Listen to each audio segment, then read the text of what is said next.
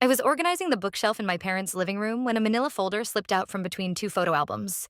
Tax documents, mortgage statements, and finally, a deed transfer with my brother Jason's name listed as the new homeowner. My heart stopped. For 5 years, I'd been making their $1,800 monthly mortgage payments. 5 years of struggle, sacrifice, and promises that this house will stay in the family, Sarah. Someday it'll be yours. I don't know how long I stood there staring at those papers, but eventually I heard my father's footsteps behind me. "What is this?" I asked, my voice eerily calm despite the earthquake happening inside my chest. Dad glanced at the documents in my hand, then exchanged a look with my mother who had appeared in the doorway. No shock. No guilt. Just resignation, like they'd been caught in a lie they knew would eventually come to light. "We thought you'd understand," my father said evenly. "Jason's a man. He needs his own home to start a family. You've always been independent." Independent. The word rang in my ears like an insult. Independent because I'd had to be. Independent because no one had ever handed me anything. "Sarah, honey," my mom started, stepping forward with her hands outstretched. I placed the folder back on the table and grabbed my purse.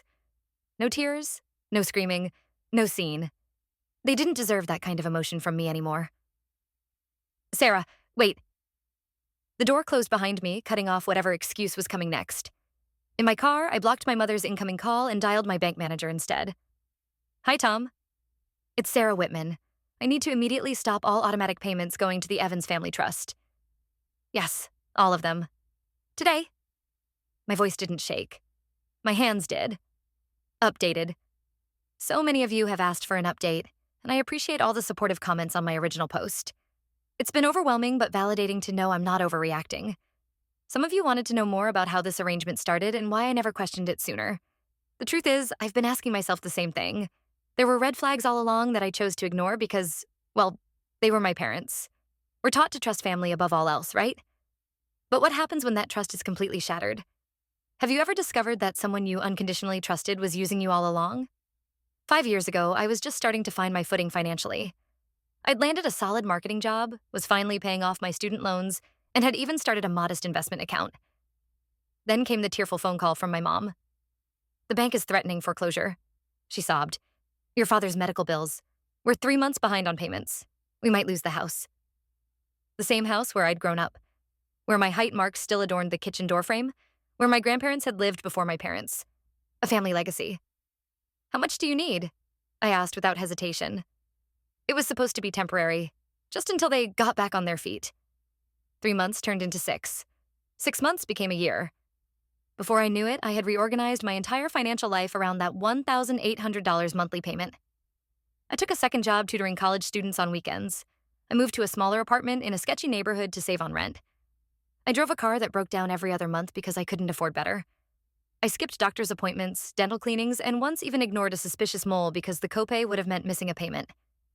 I ate ramen for dinner more nights than I cared to admit, while my parents continued their weekly dinner dates and annual vacation to Myrtle Beach.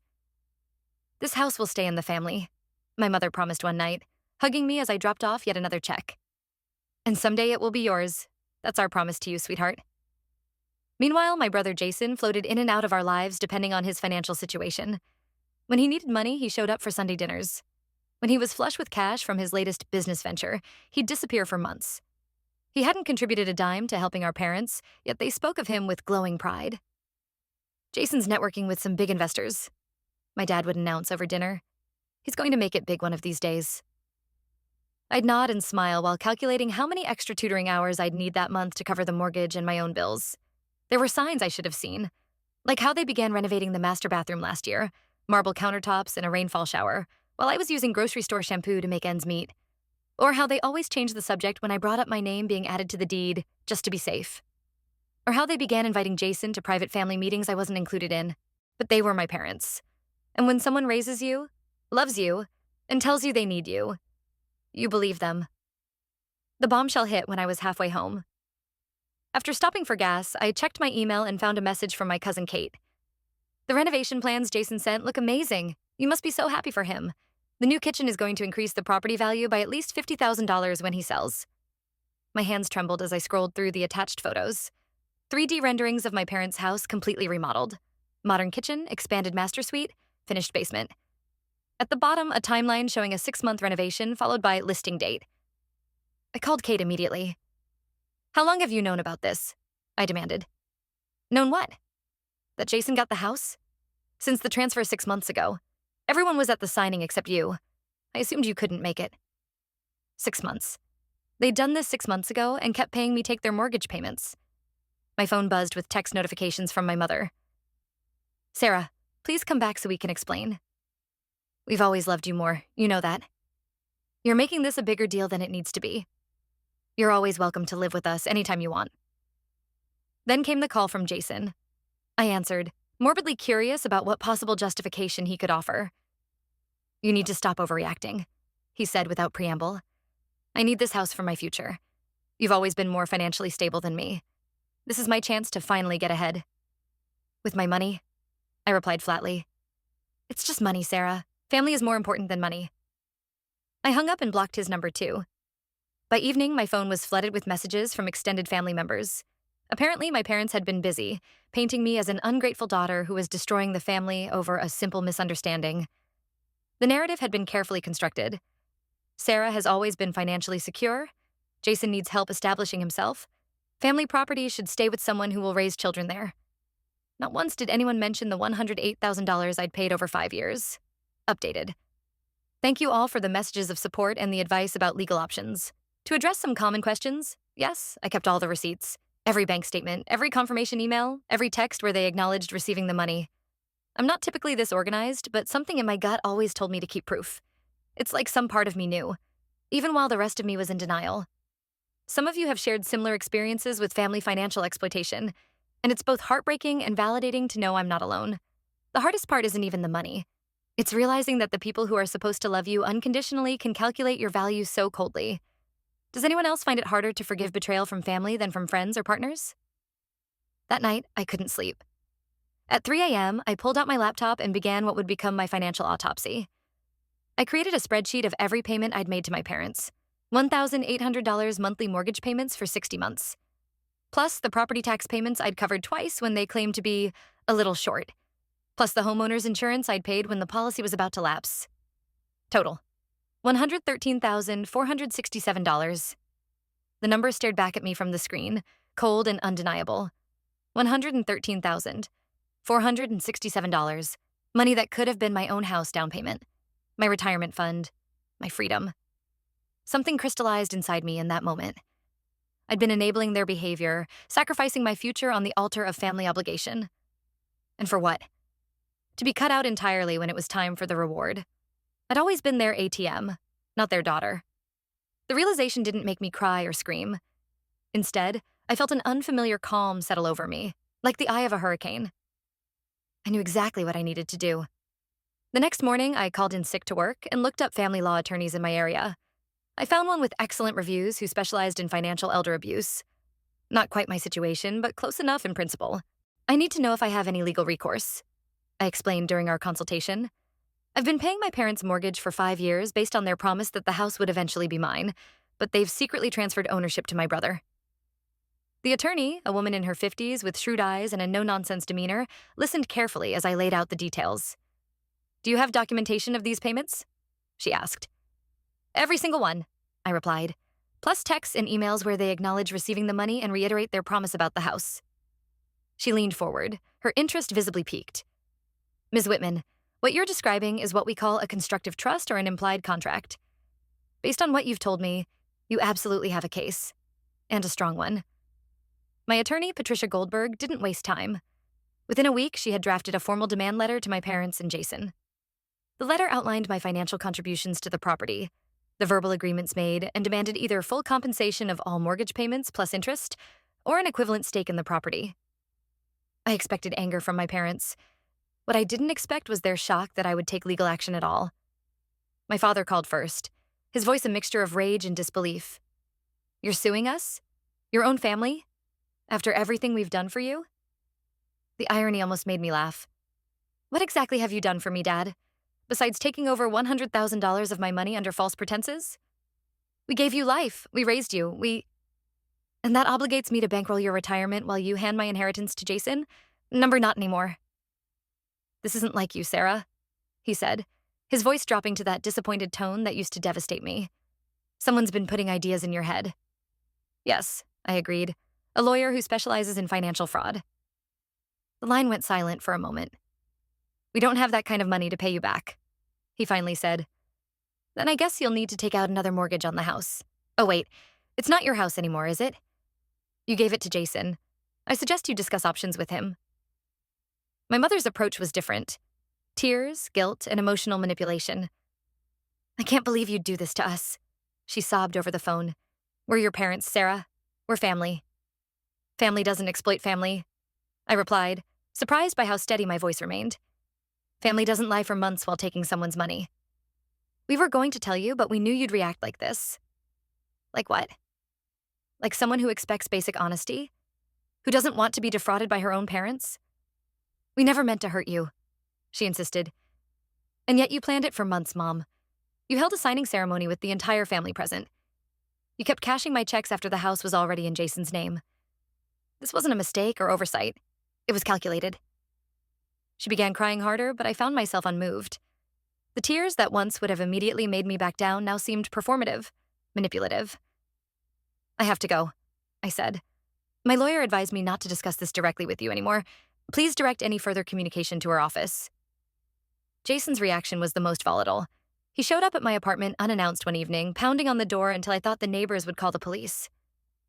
You're ruining everything, he shouted when I cracked the door open, chain still in place.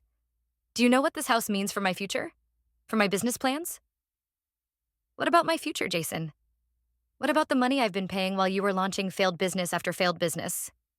His face reddened. I'm family. You're supposed to help family. Then why wasn't I family when it came time to decide who got the house? He had no answer for that, just more insults and accusations.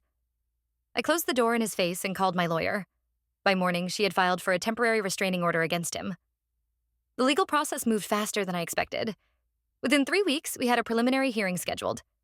My parents hired their own attorney, a friend of my father's who specialized in real estate law, but seemed out of his depth in this situation. Jason showed up with a different lawyer, already positioning himself separately from our parents. During discovery, things got even uglier. We uncovered a series of emails between my parents and Jason, dating back over a year, discussing the transfer of the house. In one particularly damning exchange, my mother wrote, Sarah won't be a problem. She's always done whatever we ask. We'll just tell her we still need help with the mortgage for a little longer. My lawyer was ecstatic. This is exactly what we needed, she said, highlighting passages from the emails. Clear evidence of intent to defraud. The day of the preliminary hearing arrived. I dressed conservatively in a navy blue suit, hair pulled back, minimal makeup. My lawyer had advised me to project calm professionalism, not emotional distress. My parents arrived together, both looking older than I remembered. My father's face was set in a stony expression, while my mother kept dabbing at her eyes with a tissue. Jason came separately, wearing what appeared to be a brand new suit, his hair freshly cut. I avoided eye contact with all of them as we took our seats in the courtroom. The judge, an older woman with silver hair and penetrating eyes, reviewed the documents before her with methodical care. She looked up occasionally to study each of us, her expression revealing nothing. Before we proceed further, she finally said, I want to be clear about what I'm seeing in these documents. Ms. Whitman has provided extensive evidence that she has been paying the mortgage on the property in question for 5 years, based on repeated verbal assurances that the property would remain in the family and eventually become hers. Is this contested by the defendants? My parents' lawyer stood. Your Honor, there was never any formal agreement. I didn't ask about a formal agreement, Counselor. I asked if they contest that Ms. Whitman has been making these payments. He cleared his throat. No, Your Honor, they do not contest the payments. And do they contest that they made statements indicating the property would eventually go to Ms. Whitman? A whispered conference between the lawyer and my parents. They acknowledged that certain expressions of gratitude may have been made, but maintained there was never a promise of ownership. The judge's eyebrow raised slightly. Even though Ms. Whitman has provided multiple text messages and emails that strongly suggest otherwise? She shuffled through some papers, including one from Mrs. Whitman dated June 18th of last year that reads, and I quote, "This house will always be yours someday, sweetheart. That's why your help means so much to us." My mother flushed red. My father stared stonily ahead. The judge continued. And less than 3 months after that message was sent, the property was transferred to Mr. Jason Whitman, while Ms. Sarah Whitman continued to make mortgage payments for an additional 6 months without being informed of this transfer. Is that sequence of events contested? Silence filled the courtroom. I'll take that as a no, the judge said. She set down her papers and looked at all parties. I've seen enough to determine that this case has substantial merit and should proceed. However, before we go further, I strongly encourage the parties to consider mediation. Based on the evidence I've reviewed, I believe the defendants would be well advised to seek a settlement rather than continue to trial. Her meaning was clear. She thought I would win. As we filed out of the courtroom, my lawyer was practically buzzing with satisfaction. That went even better than I expected, she whispered. The judge all but told them to settle. We're in an excellent position. My parents and their lawyer huddled in the hallway, shooting occasional glances in my direction. Jason stood apart from them, furiously texting someone on his phone. 3 days later, my lawyer called with news. They want to settle, she said.